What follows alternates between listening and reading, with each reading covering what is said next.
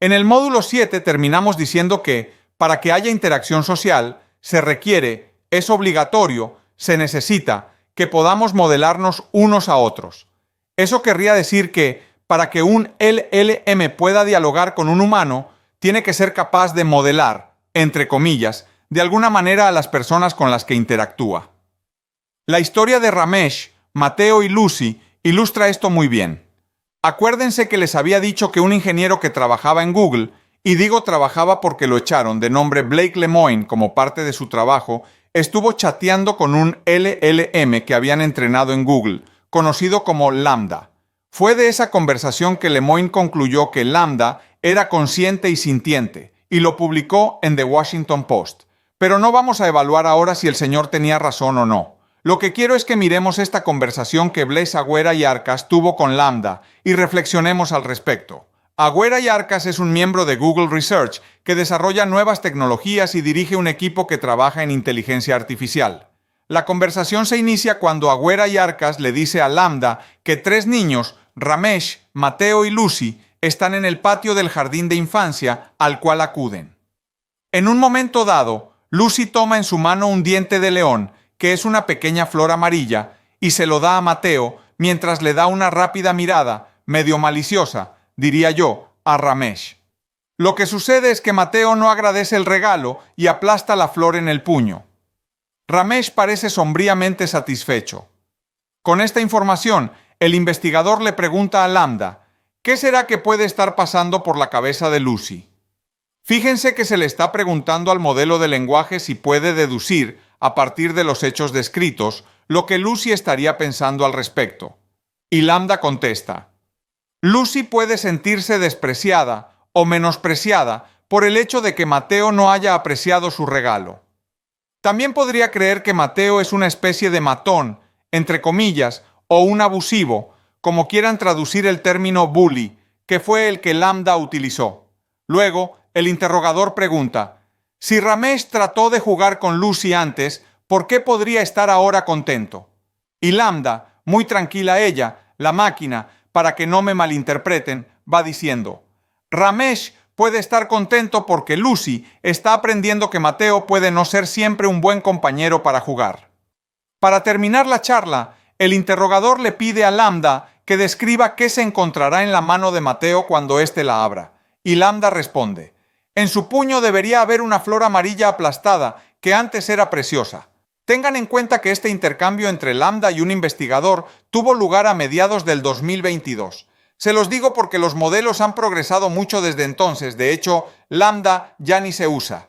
Pero pensemos despacio. Lo que hace que ese intercambio sea impresionante no es la mera comprensión de que un diente de león es una flor amarilla, ni siquiera la predicción de que se aplastará en el puño de Mateo y dejará de ser encantadora, sino que esto puede hacer que Lucy se sienta despreciada y explica por qué Ramesh podría estar contento por ello.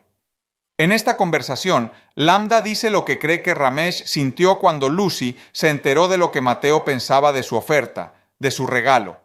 Se trata de una modelación social de alto nivel. Estos resultados parecen emocionantes y alentadores, sobre todo porque ilustran la naturaleza prosocial de la inteligencia, la artificial. Lo sorprendente es que estas no son mis palabras. No soy yo el responsable de estas conclusiones. La realidad es que provienen de una publicación que hizo el mismo Blaise Agüera y Arcas en The Economist, el 9 de junio de 2022. Y los pergaminos académicos de Agüera y Arcas no son pocos, de hecho, ni siquiera voy a repetirlos, pero es una persona muy respetada en el ambiente de la IA. Pues bien, el artículo cuyo encabezado acabo de mostrarles apareció en la sección Por invitación de la edición impresa de la revista, bajo el título Las redes neuronales artificiales avanzan hacia la conciencia, según Blaise Agüera y Arcas, a quien no han echado de Google. Miren bien, esto que acaba de leer lo publicó The Economist, solo 2 días antes de que Lemoine hiciera su famosa publicación en The Washington Post, publicación que hizo que expulsaran a Lemoine de Google.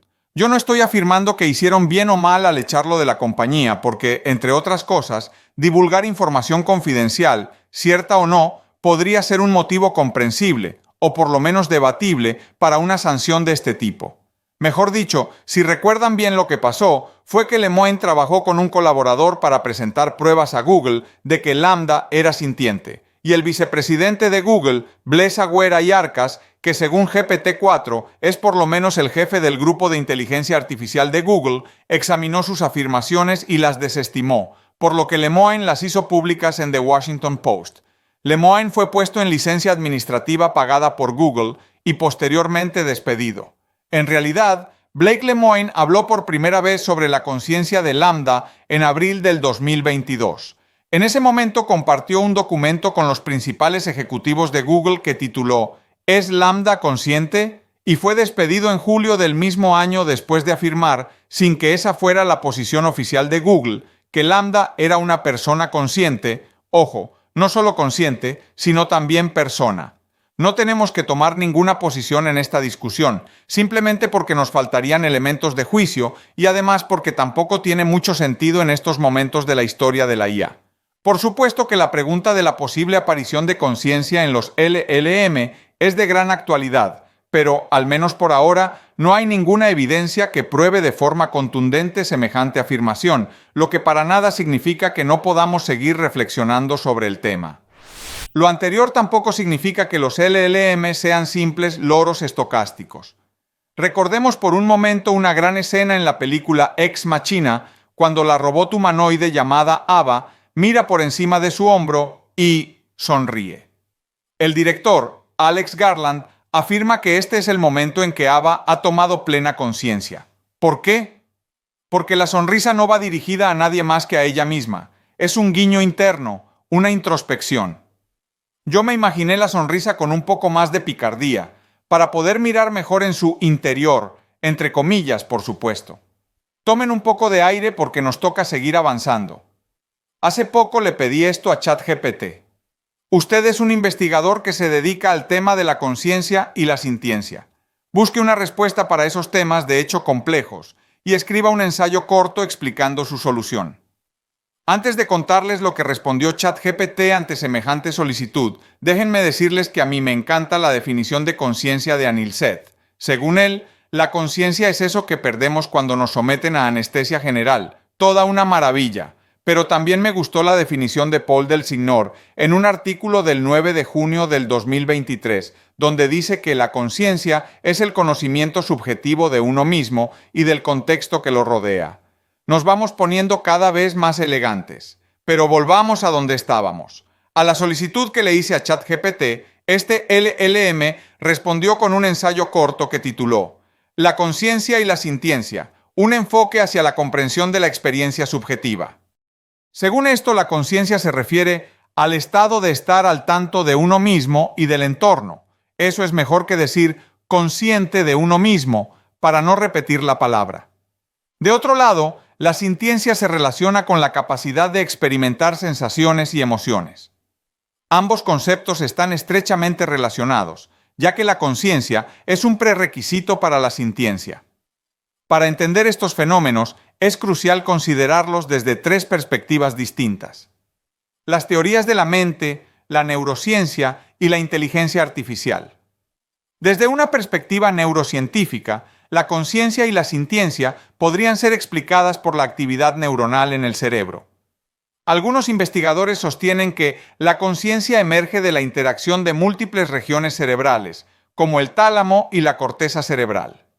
Estas interacciones podrían dar lugar a la experiencia subjetiva y la percepción consciente. En las ciencias que tienen que ver con el conocimiento, se usa una confusa expresión para referirse a la capacidad de atribuir estados mentales, como creencias y deseos, a otras personas o entidades. Esa expresión que, repito, me parece confusa, se conoce como teorías de la mente. Pues bien, según estas teorías de la mente, la conciencia y la sintiencia podrían explicarse como fenómenos emergentes de sistemas cognitivos complejos. La teoría de la mente global de Bernard Baars, por ejemplo, sugiere que la conciencia es el resultado de una competencia entre procesos cognitivos inconscientes que se esfuerzan por ganar acceso a un escenario global en la mente.